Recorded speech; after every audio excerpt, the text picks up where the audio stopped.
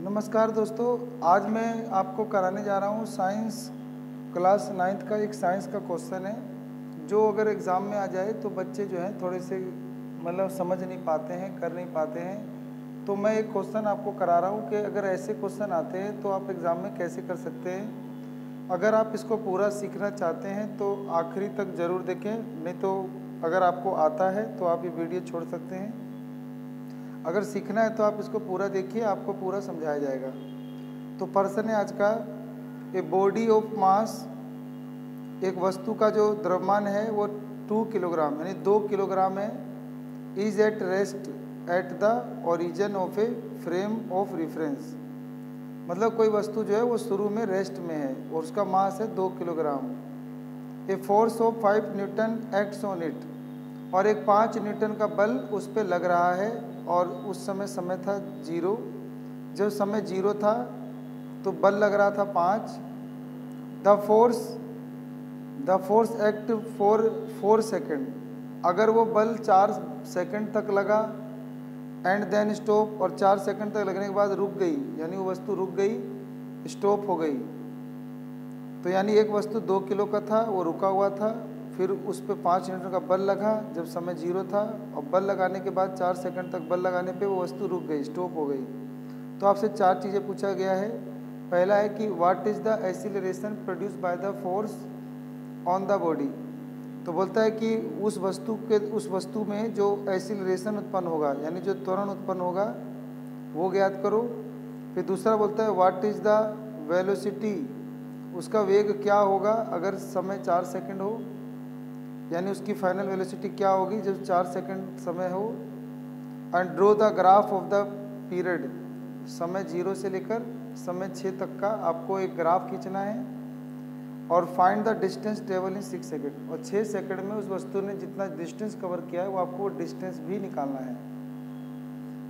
तो पहला क्वेश्चन का उत्तर ये दे सकते हैं कि आपको एक्सीलरेशन निकालना है, और आप लिखोगे गिवन हमें क्या क्या दिया है। तो गिवन में आपको मास दिया था कि 2 किलो है, फोर्स बताया था कि उस पर 5 न्यूटन का बल लग रहा है। तो एक फोर्स का फॉर्मूला होता है मास इंटू एक्सीलरेशन। फोर्स हो जाएगा 5, मास हो गया 2 किलोग्राम, गुना में एक्सीलरेशन निकालना है।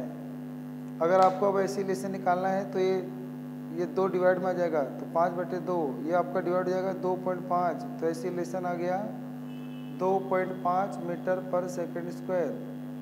दूसरा क्वेश्चन, दूसरे में पूछा था what is the velocity at time is 4 second. बोलता है अगर वस्तु का वेलोसिटी क्या होगा अगर हमने उसे 4 सेकेंड तक लगाया है। तो वस्तु शुरू में रेस्ट में थी, तो इसीलिए इनिशियल वेलोसिटी या प्रारंभिक वेग 0 होगा, क्योंकि शुरू में वस्तु रेस्ट में थी, रुकी हुई थी। उसके बाद बोला था कि उस वस्तु का एक्सीलरेशन अभी हमने निकाला था 2.5 आ गया मीटर पर सेकंड स्क्वायर, और समय अभी दे दिया कि बताओ 4 सेकंड में, मतलब वस्तु 4 सेकंड में उसकी वेलोसिटी यानी फाइनल वेलोसिटी कितनी होगी। आपको फाइनल वेलोसिटी को छोटे v से लिखते हैं, तो आपको फाइनल वेलोसिटी यानी अंतिम वेग निकालना है। तो अंतिम वेग निकालने के लिए एक्सीलरेशन का फॉर्मूला आता है v माइनस u/t। एक्सीलरेशन आपको 2.5 दे रखा है, तो लिखो 2.5 बराबर v निकालना है माइनस u का मान 0 और बटे में टाइम 4 सेकेंड। 4 जो डिवाइड में इधर मल्टीप्लाई जाएगा, तो 2.5 को 4 से मल्टीप्लाई कर दोगे तो वेलोसिटी आ जाएगा। तो वेलोसिटी हो जाएगा 10 मीटर पर सेकेंड। वेलोसिटी का सही मात्रक मीटर पर सेकेंड होता है, तो मीटर पर सेकेंड आ जाएगा। तीसरा क्वेश्चन, तीसरा बोलता है कि draw the graph of the period time 0 to time 6 second. तो आपको अब ग्राफ खींचना है। ग्राफ खींचने के लिए आपको एक बॉक्स फिल करना होगा।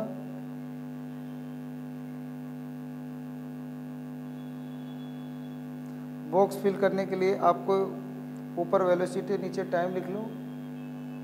तो अगर हम अभी जो एक वो देखे थे, जैसे ये अभी एक्सीलरेशन निकाला था, इसको इस सूत्र से भी निकाल सकते थे।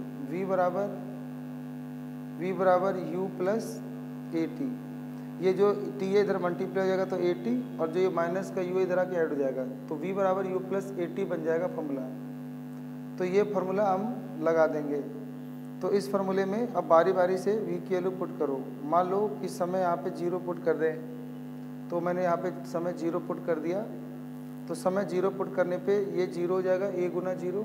वैसे a का मान आपको u का मान 0 दिया था, a का मान 2.5 आया था, और समय हम यहाँ पे बारी बारी से पुट करेंगे। अभी मैंने यहाँ पे देखो समय 0 पुट किया, तो 0 पुट करने से ये भी 0 0, तो यानी ये 0 आ जाएगा।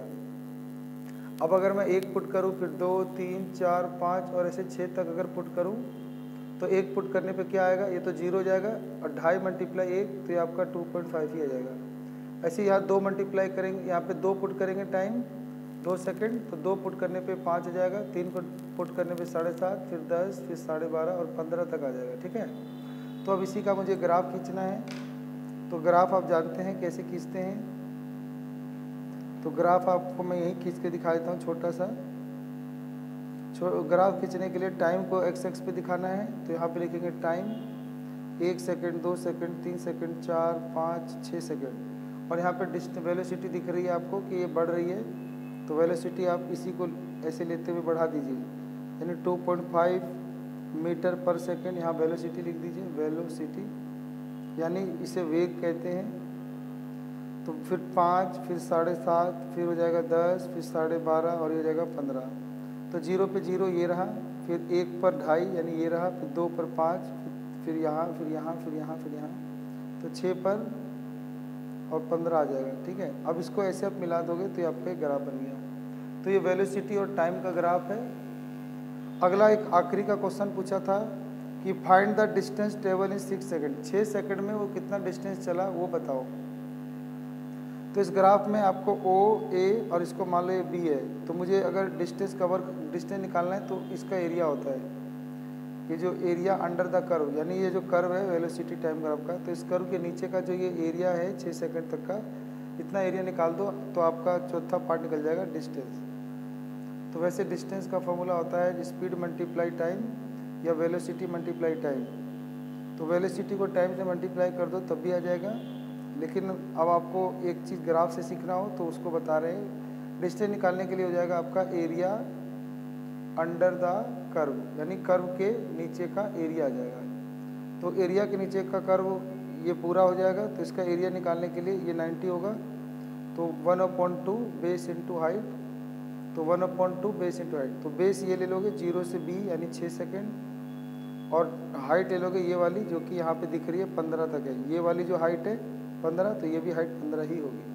तो अब यहाँ 15 ले लोगे, तो 15 × 90/2 ये डिवाइड हो जाएगा, तो 45 मीटर आ जाएगा। सही है।